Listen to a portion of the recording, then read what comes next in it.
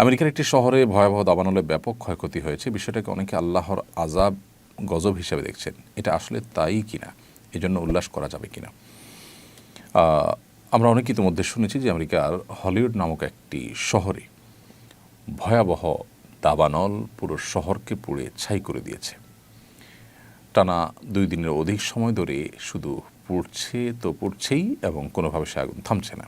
যে শহরে এই ভয়াবহ অগ্নিকাণ্ডের ঘটনা ঘটেছে সে শহর নানা কারণে পরিচিত বিশ্ববাসীর কাছে, বিশেষ করে অশ্লীলতা, বিবাহ বহির্ভূত সম্পর্ক, হারাম রিলেশনকে প্রমোশন করা এবং অন্যায় অশ্লীলতার যে জোয়ার সয়লাব, এটার জন্য এই শহরটা নানাভাবে পরিচিত। মানুষ নানাভাবে সেটিকে জানে এই অশ্লীলতার সূতিকাগার হিসেবে। হলিউডের বিভিন্ন তথাকথিত অভিনেতা এবং তারকাদের ঘরবাড়ি পুড়ে ছাই হয়েছে। মানুষের মধ্যে যারা অশ্লীলতাকে ছড়িয়ে দিতে চায়, ব্যাপকভাবে বিস্তৃত করতে চায়, তাদেরকে আল্লাহ রাব্বুল আলামিন ভয়াবহ শাস্তি দিবেন বলে কোরআনে কারিমে আল্লাহ তাআলা জানিয়েছেন।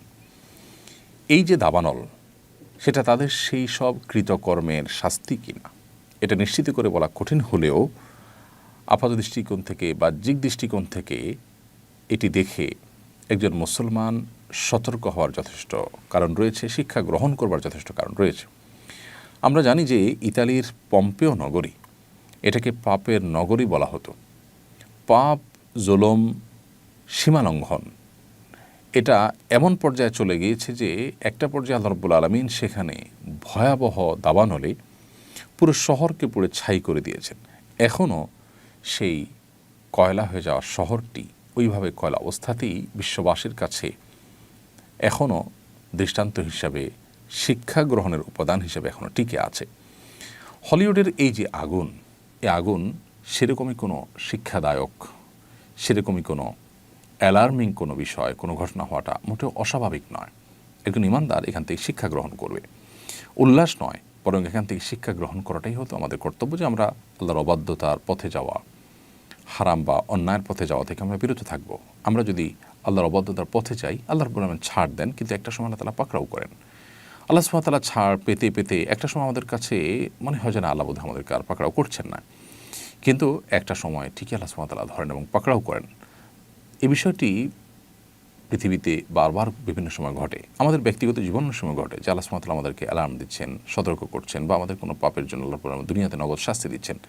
আমরা খুব কম মানুষের শিক্ষা গ্রহণ করি, এই জন্য আমাদের শিক্ষাটা এখান থেকে গ্রহণ করা উচিত। এবং এটি আল্লাহর আযাব সেটি নিশ্চিত করে বলা কঠিন, কারণ আসলে এটি কি আযাবের অংশ নাকি এটি অন্য কোনো আল্লাহর হিকমার অংশ, এটি অন্য 10টি সাধারণ স্বাভাবিক ঘটনার মতো কিনা, সেটা একমাত্র আল্লাহ তাআলা ভালো জানেন। আমরা যেহেতু কেউ গায়বের মালিক নই, এজন্য নিশ্চিত করে হলফ করে এটিকে আল্লাহর গজব হিসাবেই যদিও আমরা বলতে পারবো না, কিন্তু অ্যাট দ্য সেম টাইম সেখানে যে কর্মকাণ্ড হতো বা সেই কর্মকাণ্ডের জন্য সেটি খ্যাতি ছিল, সেই কারণে আল্লাহ তাআলার শাস্তি পতিত হওয়ার যথেষ্ট জোরালো সম্ভাবনা আছে। বিদায় সেই সম্ভাবনা মাথায় রেখে এই সম্ভাবনার কথা বলা, এটাকে দর্শনীয় বলা যাবে না। তবে হ্যাঁ, নিশ্চিত করে আমরা হয়তো কোনো সিদ্ধান্ত এখানে দিতে পারবো না, যেহেতু ওহীর রাস্তা বন্ধ হয়ে গেছে। নবী রাসূলগণ থাকলে বলতে পারতেন যে এটা আল্লাহর পক্ষ থেকে আযাব হিসেবে আল্লাহ তাআলা প্রেরণ করেছেন। এখানে অবশ্য আরেকটি বিষয় গুরুত্বপূর্ণ, তা হলো আমরা জানি গাজাও পড়ছে, হলিউডও পড়ছে। পার্থক্য অবশ্য একটা বেশ পরিষ্কার, সেটা হলো গাজার মানুষজন মুসলমান, তিনি একজন মুসলমান হিসাবে তারা আখিরাতে বিশ্বাসী। দুনিয়া যদি পড়েও যায় মুসলমানের, তারপর তার আখিরাতের অনন্ত অসীমকালের যে যাত্রা, সেখানকার সুখ এবং জান্নাত থাকলেই তার এই পুড়ে যাওয়াতে তার জন্য তেমন কোনো ভয়াবহ বিপদের কারণ বা ক্ষতির কারণ ব্যাপারটা সেরকম নয়।